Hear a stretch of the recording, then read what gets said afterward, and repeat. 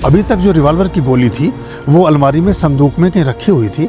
अब आपने संदूक में से उस गोली को निकाला और अपने उस वेपन में लगाया। अब आप उसे प्रयोग में ले सकते हैं और वो आपके लक्ष्य को भेज सकती है। वो रखे रखे अलमारी में नहीं कर पाएगी उस काम को।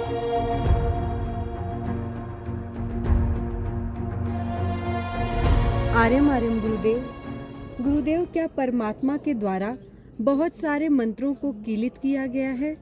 क्या हम सर्व मंत्र उत्कीलन विधि द्वारा सभी मंत्रों को जागृत कर सकते हैं, या फिर अलग अलग मंत्रों का उत्कीलन अलग अलग होता है? कृपया मार्गदर्शन करें गुरुदेव।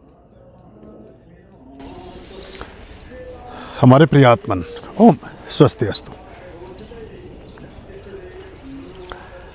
कोई भी चीज़ जितनी ज़्यादा महत्वपूर्ण और मूल्यवान होती है, उतनी ही उसकी छाया में विशेषताएं निहित होती हैं,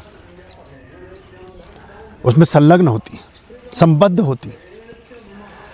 तो ऐसे विशेष पाठ जो विशेषज्ञता रखते हैं, जो विशेष फल प्रदाता हैं, जो किसी खास दृष्टिकोण से या खास मंतव्य के लिए किए जाते हैं, उनके किए जाने की विधि भी खास है, वो फिर आम नहीं हो सकते। जैसे कि हम अगर इसकी तुलना ऐसे समझें कि आप सब्ज़ी मंडी में जाते हैं तो वहाँ आलू है, सब्ज़ी है, गाजर है, टमाटर है, मूली हैं, ये सामान्य चीज़ें हैं।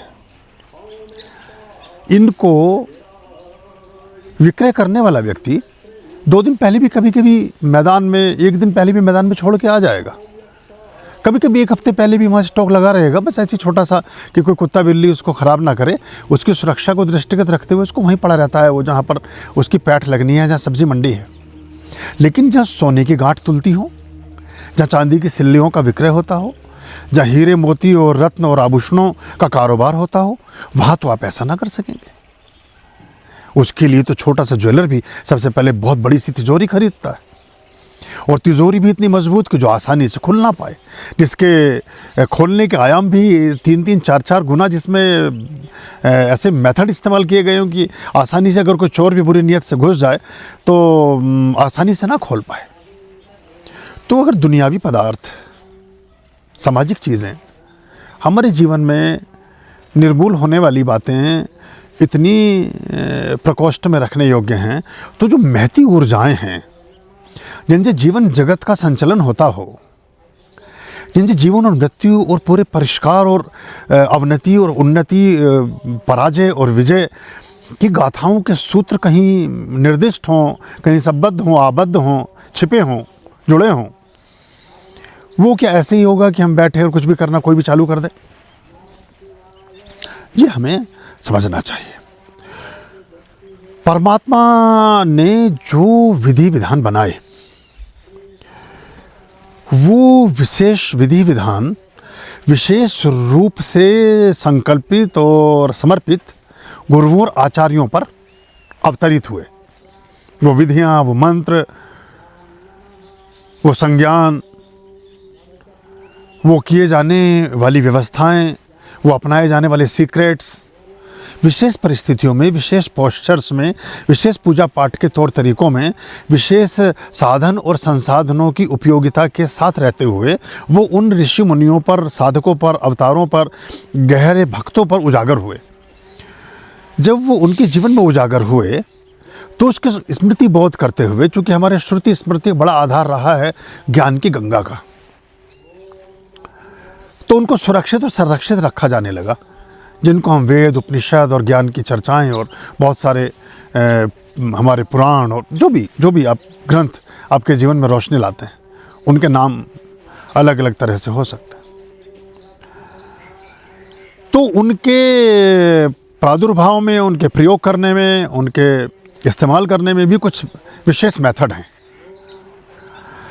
जिस अर्जुन के रथ पर स्वयं भगवान विराजित हैं, बैठे हैं, प्रतिष्ठित हैं और निर्देश भी दे रहे हैं, डायरेक्शन भी दे रहे हैं पूरा, वो भी कहते हैं कि किसी विशेष संधान के लिए तुम कैलाश जाओ, और अर्जुन जाता है।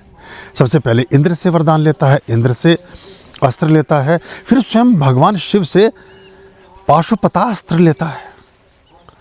तब जाके वो कर्ण और द्रोण और भीष्म पितामह और एक से एक महाबली और महान योद्धा जो बड़े जादुई और मायावी योद्धा थे, उन सबसे विजय प्राप्त करने में सक्षम हो पाता है। तो प्रत्येक मंत्र नहीं, प्रत्येक पाठ नहीं, लेकिन कुछ विशेष तंत्रोक्त विधियां, यहां से प्रश्न का उत्तर प्रारंभ होता है। ये उसकी भूमिका थी। कीलित की जाती है, उसको किसी एक परकोटे में रखा जाता है। जैसे कोई बीज है तो प्रकृति उस बीज को तो अंदर रखती है साधारण रूप से। जैसे आप तरबूज का बीज देखते हैं, आप खरबूजे की गिरी देखते हैं, कोई भी बीज आप ले लें, उस बीज के बाहरी ओर एक आवरण होता है। वो आवरण ही उसकी सुरक्षा करता है, उसको कवच भी कहते हैं। इसलिए बहुत सारे पाठों में कवच का प्रयोग होता है। तो उस कवच को तोड़ने के बाद या जानने के बाद या इस्तेमाल करने के बाद आप उस विधि विधान से संबंधित विद्या के या शक्ति के जानकार हो जाते हैं, ज्ञानी हो जाते हैं, विशेषज्ञ हो जाते हैं। तो ख़ास तौर से उनमें क्या है कि उत्कीलन की अलग विधियां हैं, शाप विमोचन की अलग विधियां हैं, उसमें कीलन को उत्कीलित करने का अलग एक तरीका है। जिस दुर्गा सप्तशती साधारण रूप से मैं आपको बताऊं तो उसके पाठ की विधि में शुरू में ही उसको उत्कीलित किया जाता है। यानी कि अब एक जो बीज है उसका आवरण आपने खोल दिया, अब आप उसे इस्तेमाल में ले सकते हैं। अभी तक जो रिवॉल्वर की गोली थी वो अलमारी में संदूक में कहीं रखी हुई थी, अब आपने संदूक में से उस गोली को निकाला और अपने उस वेपन में लगाया। अब आप उसे प्रयोग में ले सकते हैं और वो आपके लक्ष्य को भेद सकती है। वो रखे अलमारी में नहीं कर पाएगी उस काम को, उसका एक विधि विधान तरीका है लगाने का, करने का, चलाने, ऐसे ही है। तो विशेष पाठ परमात्मा द्वारा दी गई देशना या संचेतना के आधार पर ऋषियों और प्रमुख आचार्यों द्वारा उत्कीलित किए गए हैं, कीलित भी किए गए हैं।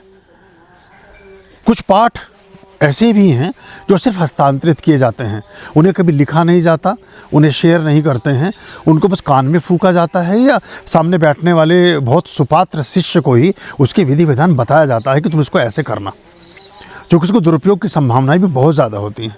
मानव मन का कुछ पता नहीं।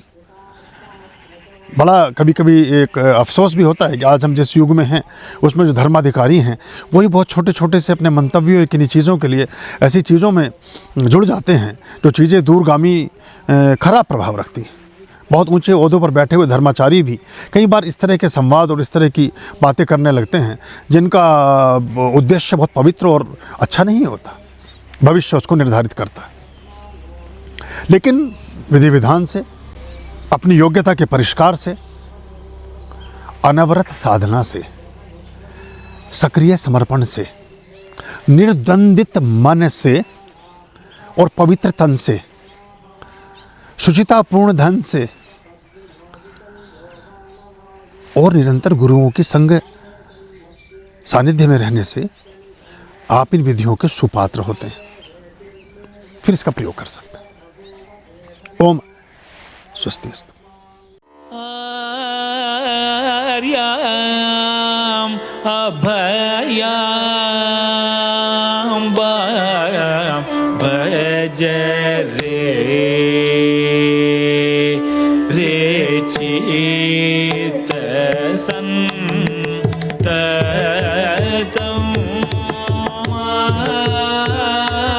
आर्याम अभयाम भज रे